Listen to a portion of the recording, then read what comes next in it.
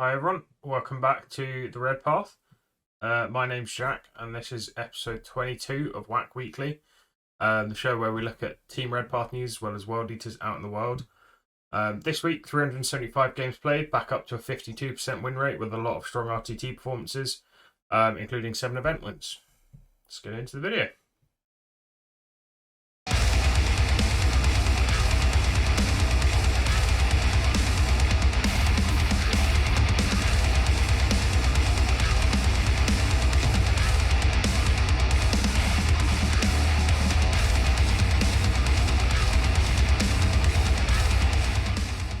First up, World Eaters Tournament Roundup. So a lot of games once again, 375 games from 102 players.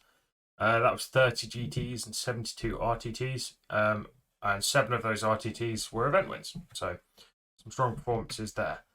Yeah. In terms of rankings, Liam Wurzik remains at the top of the leaderboard on 642 ITC points, with all 4 of his events filled out. Calvin Smith has jumped up into second with 639 points. Pete Stuff is into third with 632. Shoyla Quinn's 618, still seeing a retention of fourth place, with Antonius Tolman in fifth with 605 ITC points. And then on to the Red Path. Jamie is in 13th now that Gemham's gone up, filling out his 4 events and getting him to 463 ITC points. I am up in 16th place now that my 4th event has gone through from this last weekend. I'm on 437 ITC points, catching Jamie. And then Dara is down in 37th with 3 and 332. So yeah, we're still building. Got some events coming up. Me and Dara will both be at first. So hopefully we'll get some decent, medium-sized ITC points there. And on to ITC Team Red Path news. So there were 2 members of the Red Path in action this week. Up first was me. I was at Team Hivemind Uprising RTT near Maidstone in southeast of England. I had a pretty rough time of it. I ended up going 1 and 2, despite averaging 90 points a game. So it was 3 very fun games, 3 very intense close games for me, which was good, but not quite managing to get the results that I wanted was not ideal.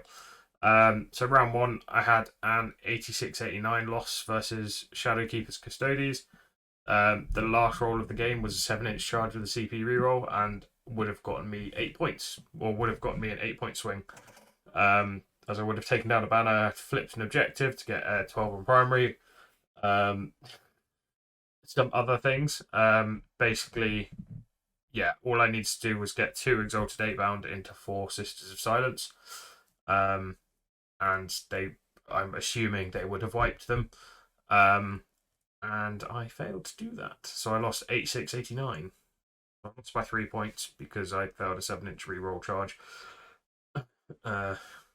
Which, yeah, was an 8-point swing. And then round 2, at 1, I paired into Creations of Bile. It was a very fun game. As you can imagine, with 2 very combat-specific armies. The Creations of Bile list was really fun. It was there was the Demon Prince that ignores face caps, the Nurgle one, a Disco Lord with Surgical Precision, which is on a 4-up, you auto a 4-up to hit, you auto wound and gain extra AP. All of that good stuff. There was a 30 chosen, 3 lots of 10 Slanesh chosen. That was intimidating to look at across the board. And then some Legionaries and some Cultists, some 2 Hell Brutes, and a Venom Crawler to fill it out, with a Dark Apostle to chuck Illusory Supplication on one of the 3 blobs of chosen. It was a very fun game. I used Warp Blades for the first time. I've not used it yet as a Blood Tide buff. And the highlight of the game for me was at the end of the game when 4 8-bound hit 10 chosen, and they went in with +1 to hit, exploding 6s to hit, and AP4, and I used Red Butchers because I had loads of CP and wanted to make sure, and they would have killed 19 chosen, which is kind of gross, but also very funny. So I managed to max that out. I got a 100 point to 69 win. Yeah, so it was a it was close until the end, and in turn, so I think turn 4 was the turn when he went into my turn with 1 CP, so he can interrupt. So I charged everything across the table at him. I think I made 8 charges, and the only thing I didn't kill was his Disco Lord because he made 15 out of 18 4-up inbound saves, so that was good. Yes. So then round 3, I was 1-on-1. Went into Imperial Knights. It was 6 Helverins, 5 Warglaves, and a big boy. I can't remember which one. Possibly a Paladin. Not sure. Who had the thing that he just handed out 4-up inbounds to the Little Knights. And it was, yeah, so it was tied to Conviction on fairly unfavourable terrain. I played very cagey and left it a little bit too late to come out. Yeah, so I wasn't able to catch up. Basically, I did end up maxing all of my secondaries, but the primary just killed me.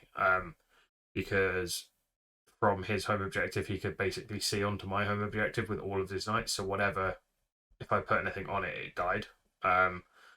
So I was held to 4-point primary a lot of the time, especially because I couldn't get over the board and take his because of all the OBSEC little knights. So that was great.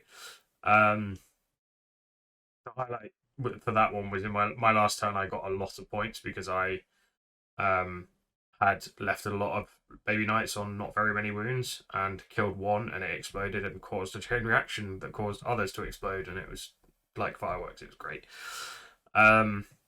Yeah, so as I say, ended up 1 and 2. Finished 18th. Averaged 90 points a game, which so I had the 6th highest overall battle points, which is on the one hand quite encouraging, but the fact that I still went 1 and 2 is less encouraging. So yeah, we'll see. Onwards and upwards. I'm running the same list, exactly the same list at Fest on pretty much the same terrain, although I think it might be slightly better. They're both like GW layouts. I mean, the Fest is obviously GW layout, but the event I was at the weekend was GW layout, but it was like slightly adjusted, so it wasn't quite. And I think the GW layout was probably slightly better. We'll see. So then my list. Go on to my list. Yeah, it is not there. Okay. Yeah. So my list. For anyone, this is basically my iteration of an Invocator's list. And it works fairly well. So Invocator with his Warlord trait, Juggernaut Lord with Berserker Glaive. He's actually only powered up like once or twice. The Strength 9 is quite nice. The Strength 9 2 damage is quite nice. It makes him into like a pseudo Exalted 8-bound unit. Though I maybe rather have Exalted 8-bounds. Don't know, maybe. There's more attacks in an Exalted 8-bound squad. But otherwise it's quite close. In terms of points, you get like 1 more wound in an Exalted 8-bound squad. But they're breachable. It's 6,500, and for me, it's mostly that I have a second Juggernaut Lord painted, and I don't have a second squad of Exalted 8-bound painted. So there's that. I've got 10 Jackals. I've got 4 squads of 5 Berserkers with 2 Icons and 4 Eviscerators. So that's fairly standard. 3 squads of 4 8-bound. Again, fairly standard. I think 5s might be overkill into most things that you want to hit with 8-bound. I was all right in my target selection. I actually think I played my 8-bound really well this weekend, which is quite encouraging. The mistake I made was at the very start of my first game. Sent them into a Telemon, expecting them to do something.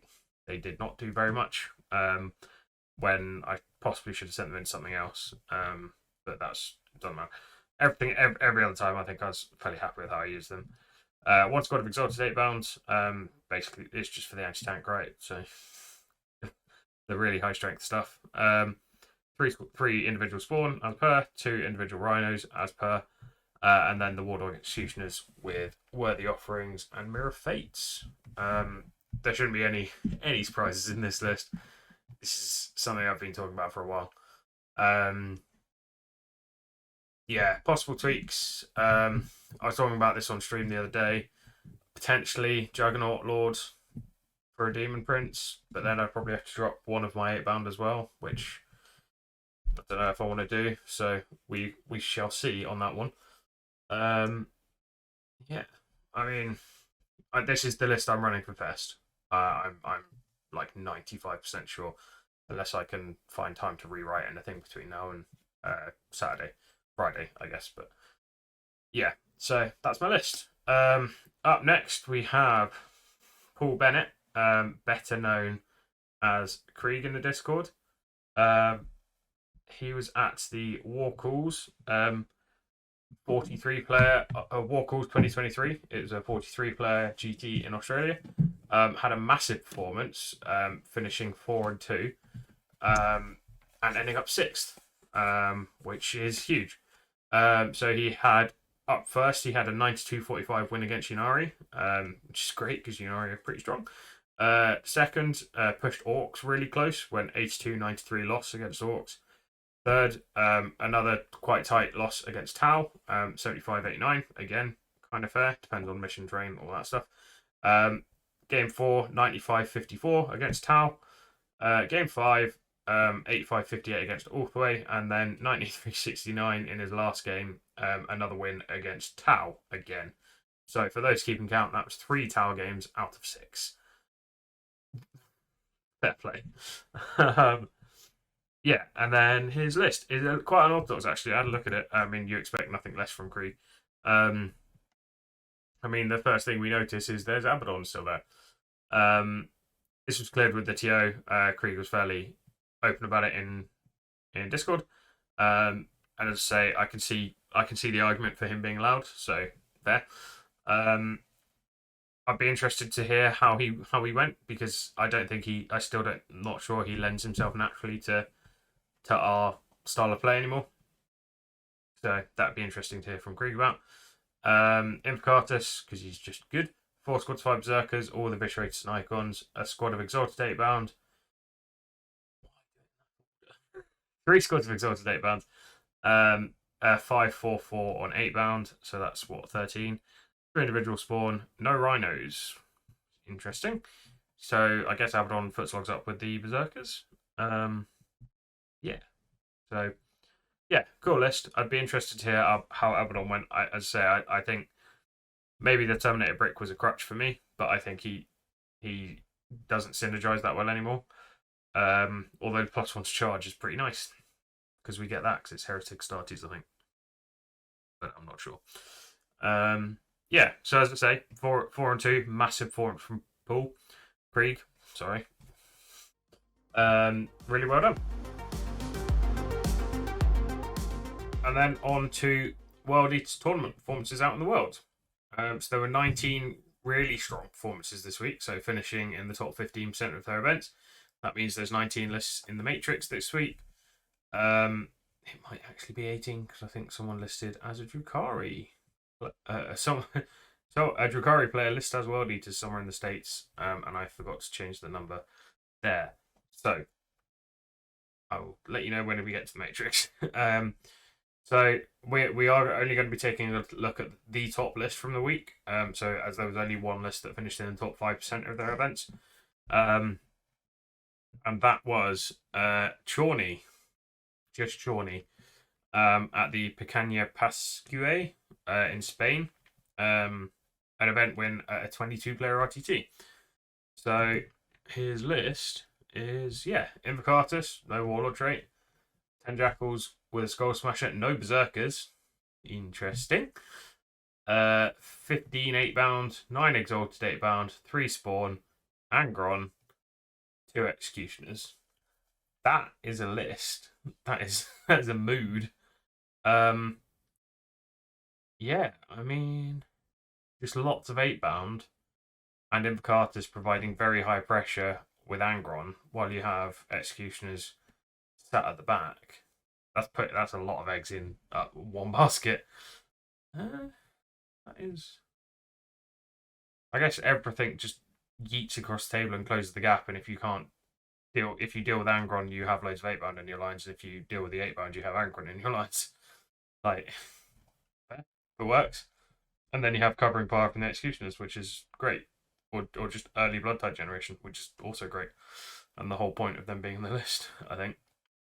That's a really cool list. New, fresh-ish take, given our unit, the breadth of our unit choices. So yeah. Um, and then finally, in terms of the unit matrix, this is just again, this is just a record of what units as well as how much of each was in the top list this week. So that this week is 18 lists. As I say, there was that one guy who played Drakari but listed as World Eaters. Those are the best people, by the way. Yeah, so there were 18 lists that made the cutoff this week. As you can see, for the first week in a while, the Berserkers are not the top unit. We're back to 8-bound, and at least 6 8-bound by the looks of it. Berserkers obviously were popular. They were in 16 of the 18 lists. One of the ones we've just looked at. And then there was an interesting looking Disciples of the Red Angel list that had Blood Slaughterers in, which was cool. And was Angron and a Pace Cut Bloodthirster as well, I think, and a load of 8-bounds, obviously, because you can't take much else in Disciples. So that was, yeah, those are the two lists that didn't have any Berserkers in. Invocatus also didn't make every single list this week, which is cool. His Warlord trait was in 10 of 18, and Angron was in another 7 of the remaining 8. There was one list that had neither, which was also interesting. Knight allies looking to be popular, and people seem to be settling on Executioners now. All of the Knight allies this week in the top lists were Executioners. So we saw people experimenting with Stalkers and Huntsmen and Brigands. Brigands, I think, still probably comparable, but interesting to see that people are going sticking with Executioners now. So finally, just looking at the Great Game, taking a look at the number of God-aligned Legion players for each god. We continue to soar. So last place, Emperor's Children are 114. Again, as expected, no book of their own. Thousand Suns up at 221. They're being quite slow to grow this season. Would expect to see a few more maybe later in the season if they get buffs or whatever. It depends how the new psychic powers work in 10th, I would imagine. Death Guard are up to 349. Makes sense because they're fairly popular generally. But World Eaters are in first with 448, so we are pulling away, which is fair enough because people have always enjoyed the fluff, and we have a shiny new codex, so loads of people are joining in, which is great. If you want to tell me how much I'm wrong about certain things, lists, all that stuff, tell me I'm shit because I went 1 and 2 again at the weekend. Come and tell me in person at Fest. Join the Discord. We're sorting out a meetup for fans of the channel, I guess, up in Manchester for the Fest weekend. I believe it's going to be on the Saturday. Details will be in the Discord. Dara's going to organise it. Probably, maybe. We're just going to tell people where we are, I think.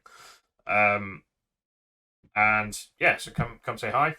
Basically, join the Discord because we're cool in the Discord. Everyone likes chatting and stuff. And it's not just about 40k or World Eaters. It's about everything. So come join us. If you like the video, please like, subscribe, comment, all of that stuff just to boost the metrics. Help the algorithm, help people find us, that good stuff. But most importantly, stay healthy, stay safe, and kill me, burn.